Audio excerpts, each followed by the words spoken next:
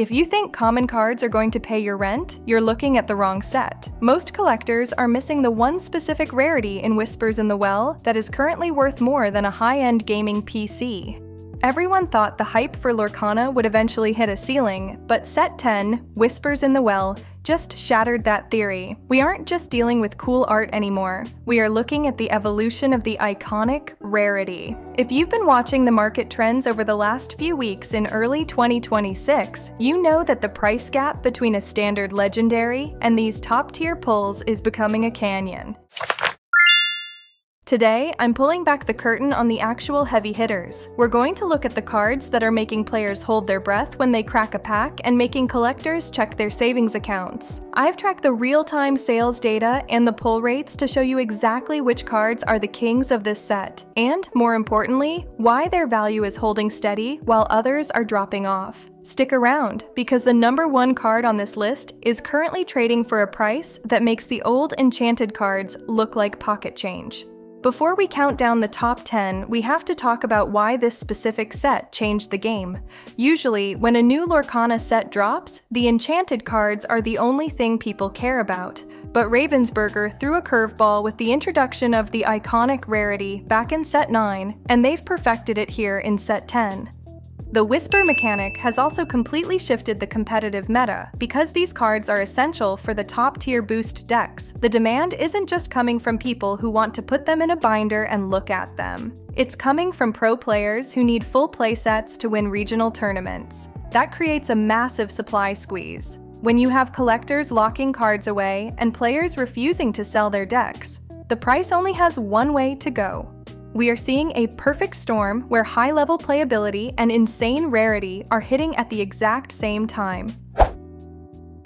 Kicking things off is a fan favorite. This version of Simba features him as a whisper glimmer, looking like a constellation in the sky. While it's not the most expensive on the list, it's a rock-solid investment. The nostalgia for the Lion King is a literal money printer for Lorcana. In the current meta, his boost ability is a staple for Amber decks. It is currently sitting right around $120 for a raw copy, but PSA 10s are starting to touch $300.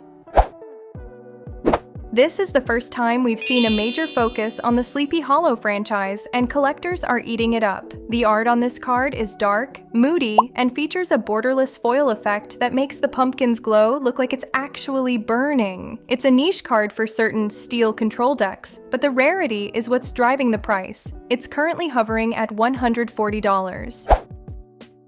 This is one of the song cards that everyone is chasing. Enchanted songs have a history of holding value incredibly well because they can be played in almost any deck of that color. Its value is currently hovering around $148. Goliath is the standout character pull for fans of the 90s show. This card is a powerhouse on the board, but the real value is in the 90s nostalgia tax. People who grew up watching the cartoon are finally at the age where they have disposable income, and they want this card. It's holding firm at $150.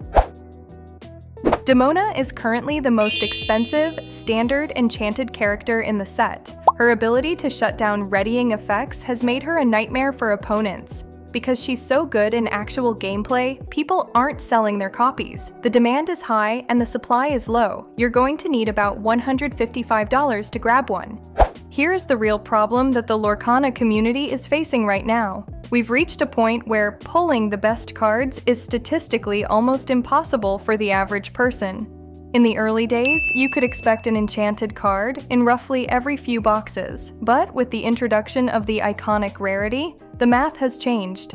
Data from mass box openings in early 2026 suggests that the top 2 cards on this list are appearing at a rate of 1 in every 10 cases. Not boxes, cases. This has led to a massive rise in proxy cards and a secondary market that is becoming increasingly elitist. If you aren't willing to drop half a month's rent on a single piece of cardboard, you might never actually see these cards in person. It's a high-stakes game, and it's creating a haves and have-nots situation in the local game stores. Cinderella is the queen of Lorcana. Every time she gets a high rarity card, it becomes a top 5 chase. This specific art shows her in the moment the glass slipper fits, but with the whisper aesthetic that makes it look like a dream sequence. It's a legendary tier character with an enchanted tier print, making it double rare. This one will cost you $217. The Black Cauldron fans finally got what they wanted. This card is terrifying. The Horned King has become a massive hit with the villain collector community. The teal and red color palette on the foil is genuinely striking. It's currently trading for about $300. This is the God tier song of the set. It's a board wipe ability that is essential for every Emerald player who wants to compete at the high levels. Because it's a staple card, the price isn't just based on art, it's based on the fact that you need it to win. Sitting pretty at $383. Now we are getting into the iconic Rarity. This is a tier above Enchanted with a rainbow octagon symbol at the bottom. These cards feature unique ink wash foiling that you won't find on any other cards.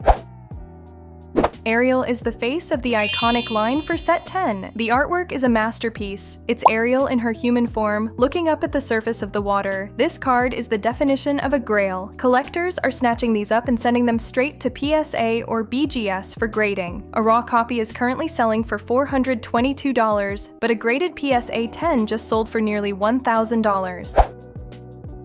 The number one spot for the most expensive card in set 10 belongs to the one and only the iconic Hades. Looking for a deal? Why is this card so expensive? It's the perfect combination of character popularity, insane rarity, and a deal-making ability that has completely warped the current tournament scene. Hades is shown reaching his hand out of the frame, literally offering the player a deal. The ink wash effect on his blue flame hair is unlike anything we've seen in TCGS before. As of right now, this is the most liquid, high-value card in the set.